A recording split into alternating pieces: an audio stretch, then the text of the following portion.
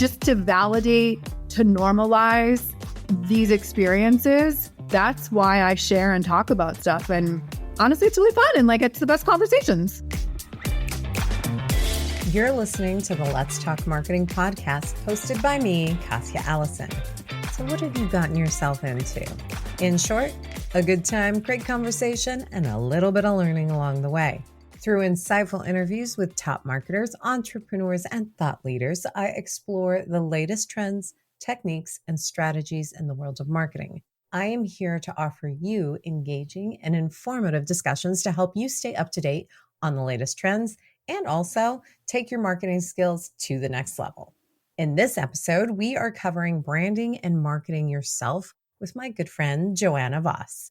She is a talented manager for multicultural, multi-generational female social media influencers from various backgrounds and has represented nano to mid-tier influencers in the lifestyle, food, health and wellness, and home verticals, securing over $4 million in brand partnerships and speaking engagements. Wow.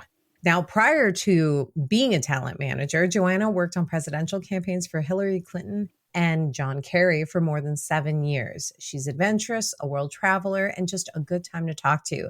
So let's talk marketing with Johanna Voss.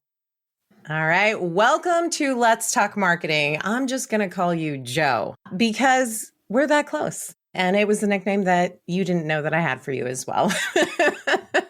I'm really excited to have you on. You were obviously on the other podcast as well, too. It's always such a good conversation with you. This one's a better podcast, though. I agree.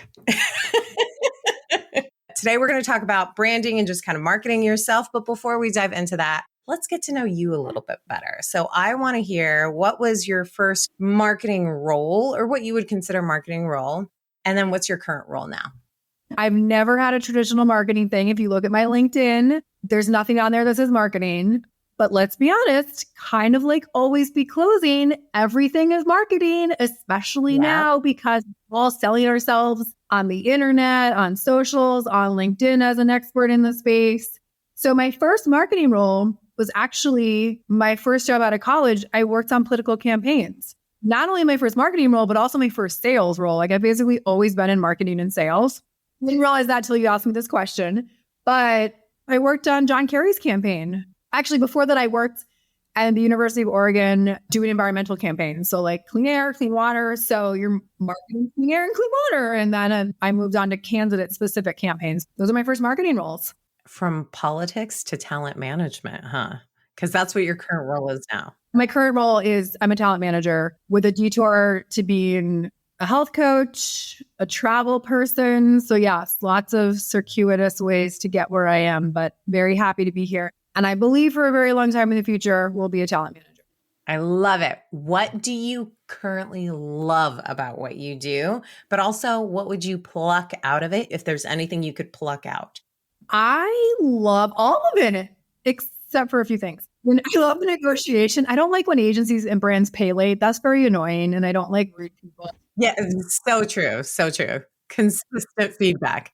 But love negotiation.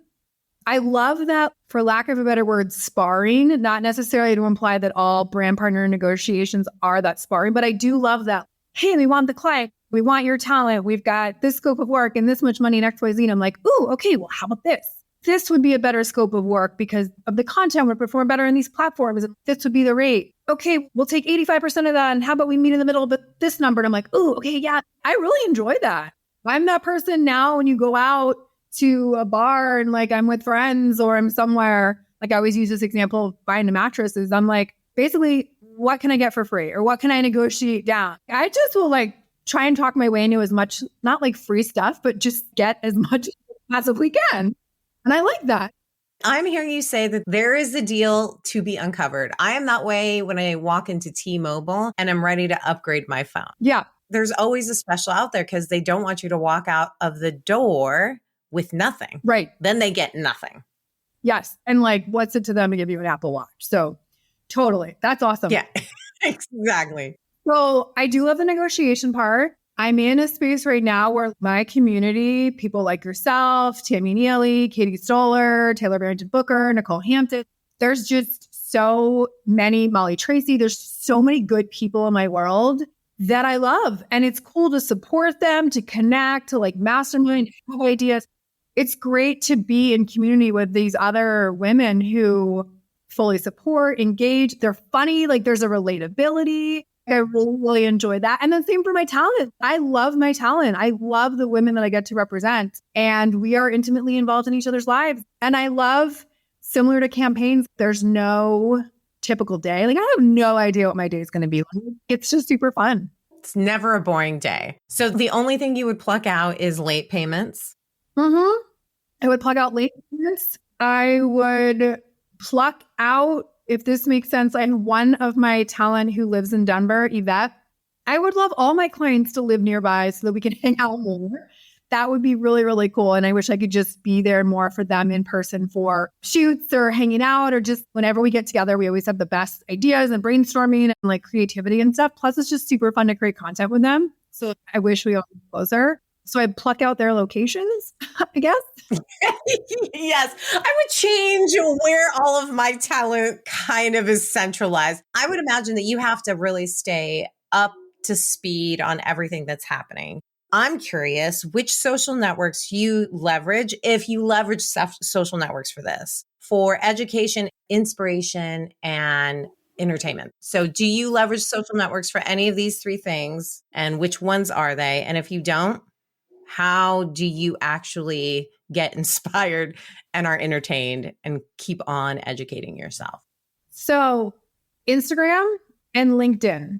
LinkedIn is a 2023 addition to my world. And there's some really great conversations that are happening for influencer marketing things and just having more eyes and ears out there in the world. Like I definitely learn stuff, get connected to opportunities, just kind of like see what other people are chatting about. So that's been great. There's a number of people in my world, names we've already mentioned, who are really good about posting things that like spur these interesting conversations. So I'm constantly reading that and creeping on people. I'm really enjoying LinkedIn, but strictly just influencer marketing, professional things related to my work, which I think is how LinkedIn operates anyway. And then on Instagram, I will say caveat, like I'm not the best on following trends or Business Insider articles about the latest things on TikTok.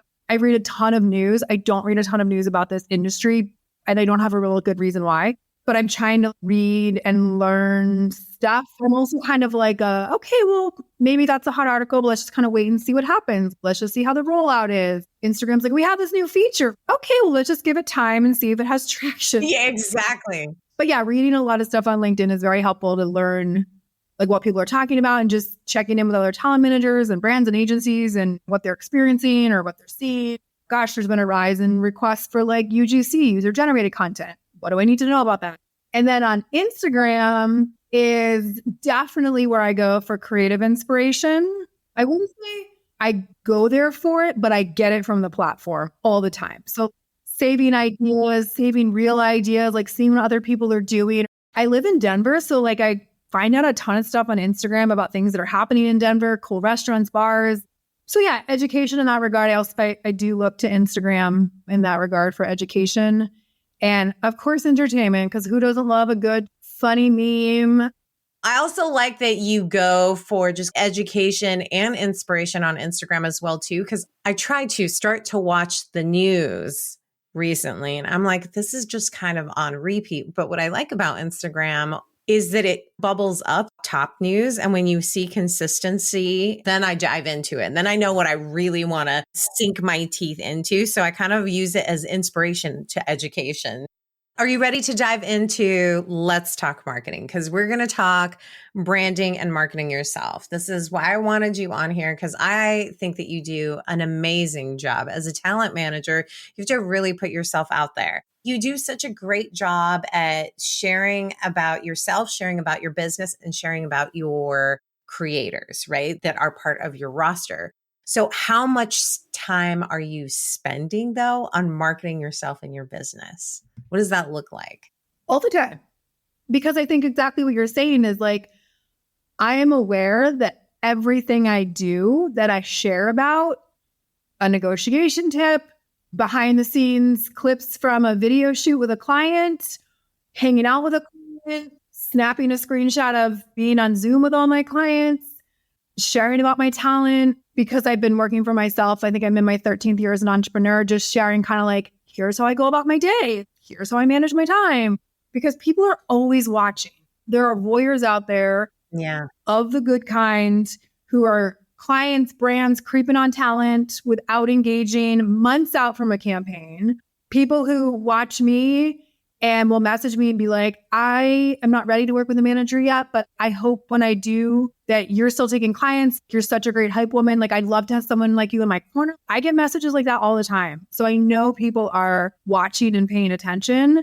I don't share that stuff with ulterior motives. I just share it because I think it's fun and interesting. And in my little corner of the internet, I would like to be, and I'm working towards being, one of the top smaller boutique talent managers and to be an expert in the space. So if someone's like, hey, I need a tip about negotiation, how to build my talent agency, how to become an influencer, how to work with travel brands. So are there ulterior motives? Yes, it's all focused towards my business, but I don't have some strategy and plan.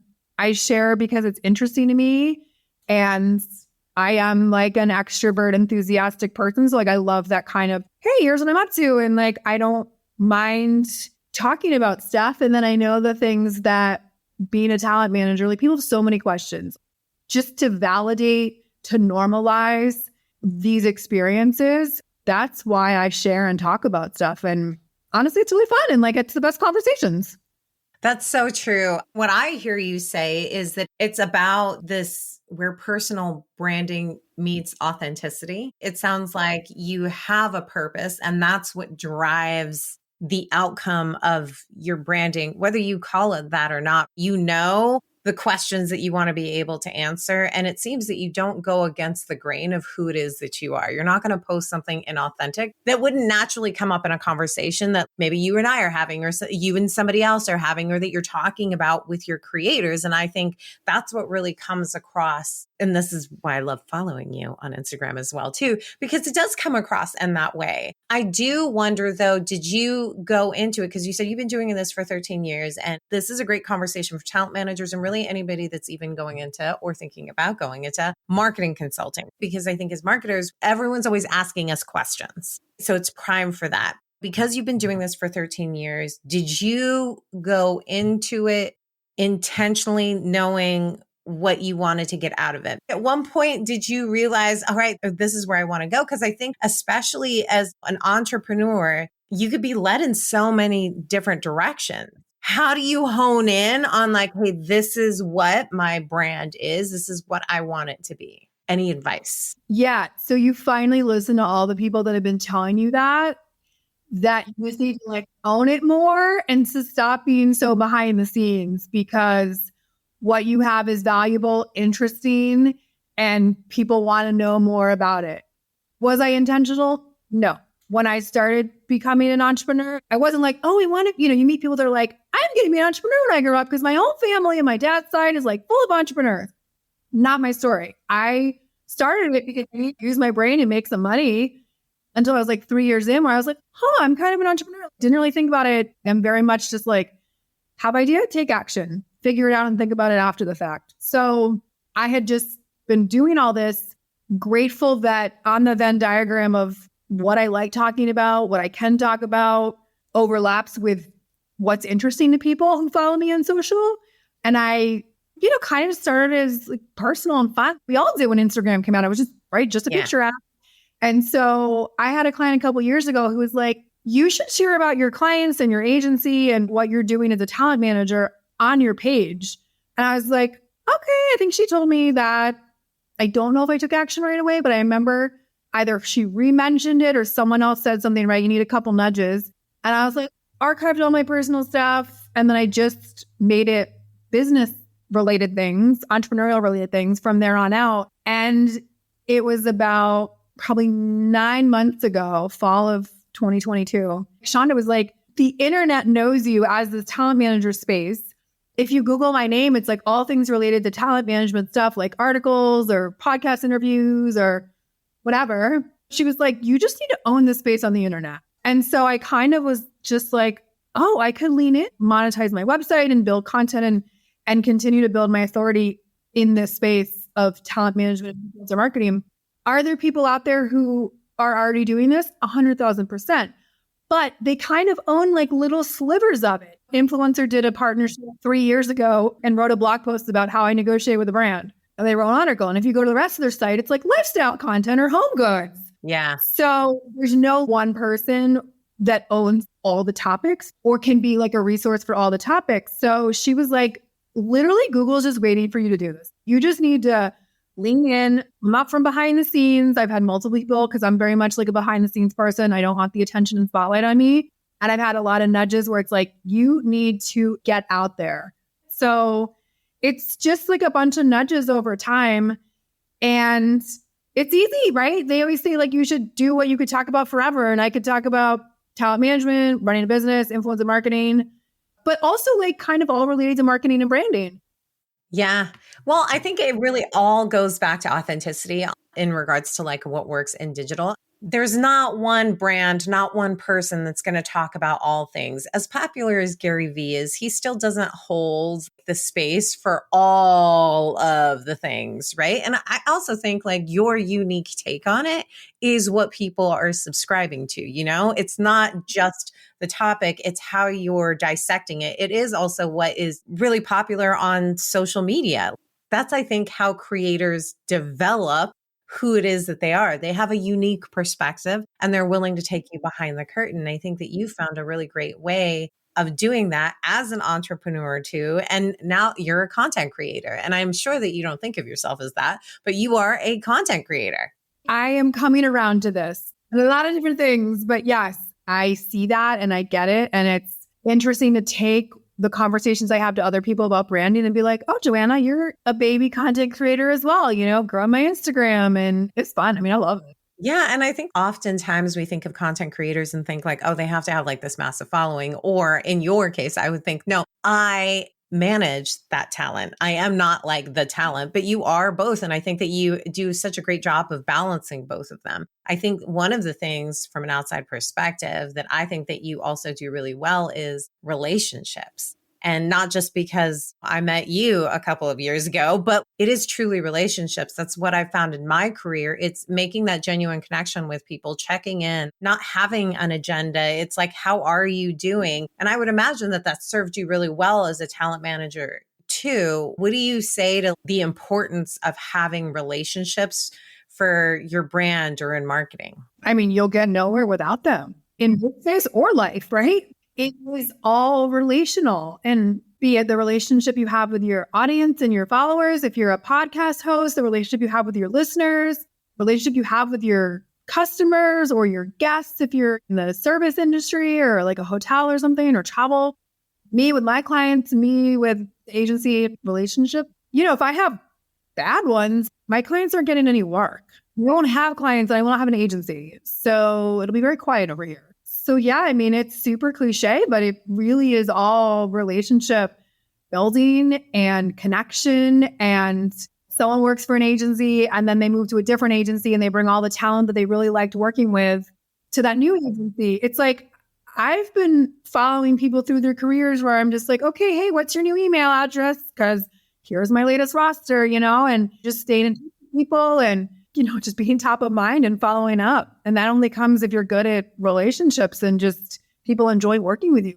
This is so true. And I also think as big as this world is, it's really quite small in marketing and probably every single industry. You named a list of people earlier in the podcast. I'm like, yeah, I've had conversations with all of them separately and I don't know them because of you. You know what I mean? It's amazing to me how truly small the world is when you've selected your corner of the world. Yep. And honestly, it gets smaller every day and I love it.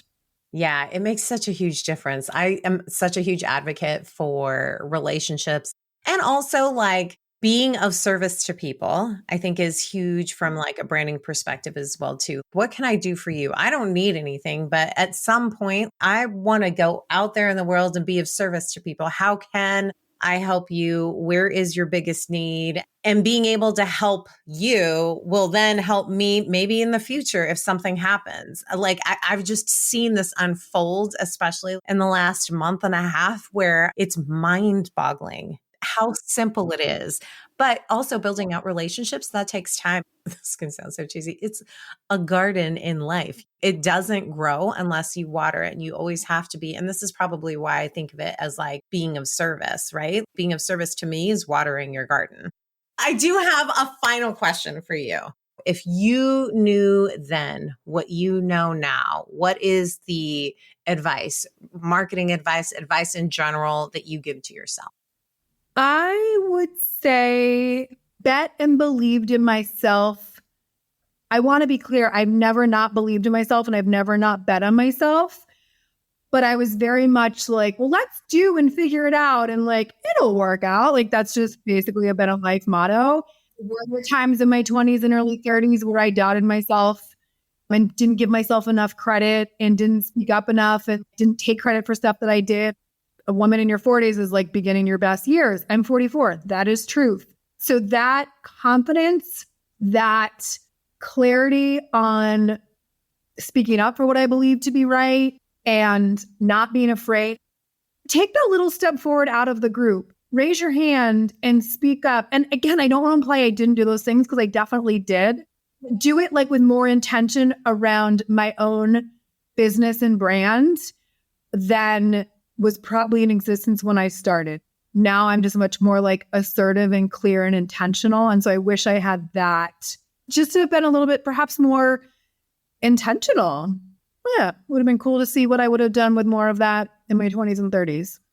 Well, I was just going to say that same thing is, I think it's probably because the moment that you found yourself being more intentional, the speed at which you grew accelerated. So I can see in that reflection, wow, had I done that 5 years earlier, Yes. can you imagine where I would be right now? And I actually think that that's really great advice. I'm also 44 and I'm also just learning that now. I'm like, oh, no. I should also be intentional. I would go back and I would also tell myself to be a little bit more intentional. Also, give yourself some grace. It will all work itself out. I think I'm probably a little bit more apprehensive than you were of the go with the flow, where I'm so type A. I'm like, but I want to see how it's all going to work out. And I want to be able to map it out, So I almost need that other balance.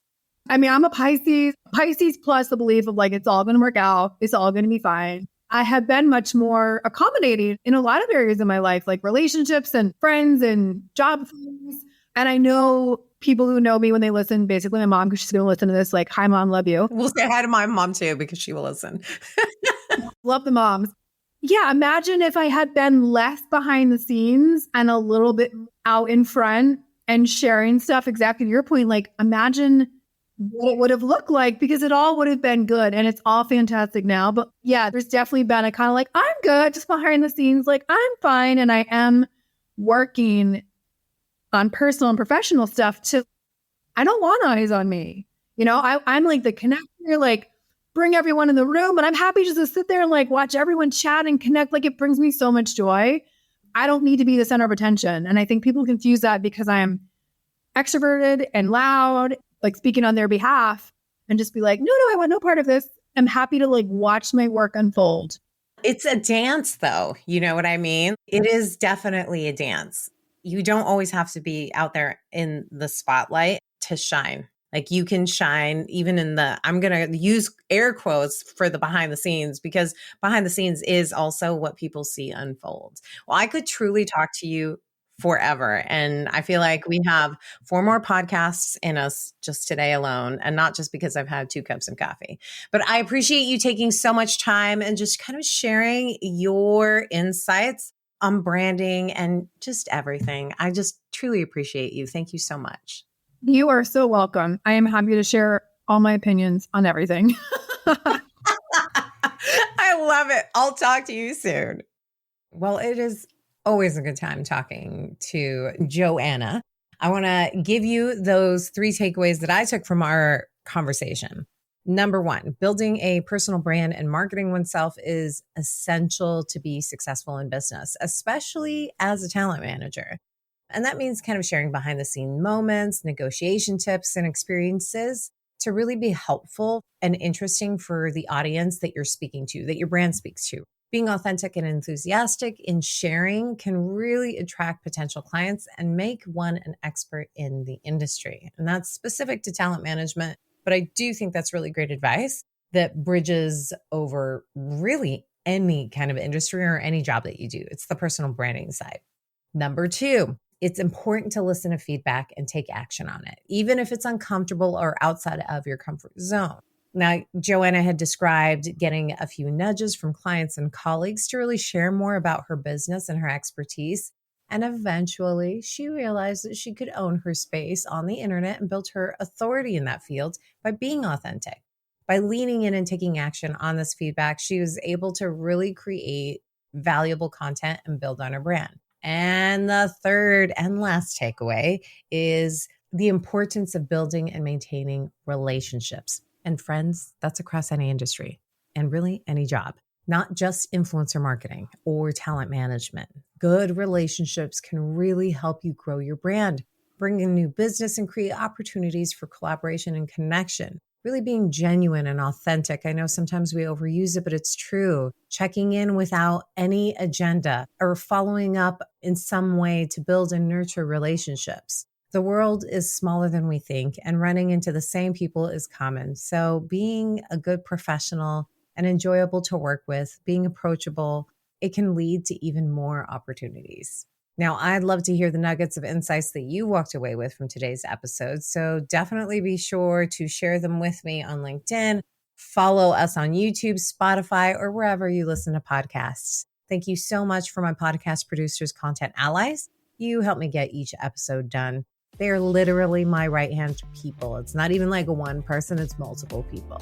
So check out the episode page to learn more about Johanna and how you can get in touch with me too. Thank you so much for spending time with me today. Until next time, may the conversation flow, the laughter linger, and the outlook remain optimistic, but grounded in reality. This is Katya, signing off.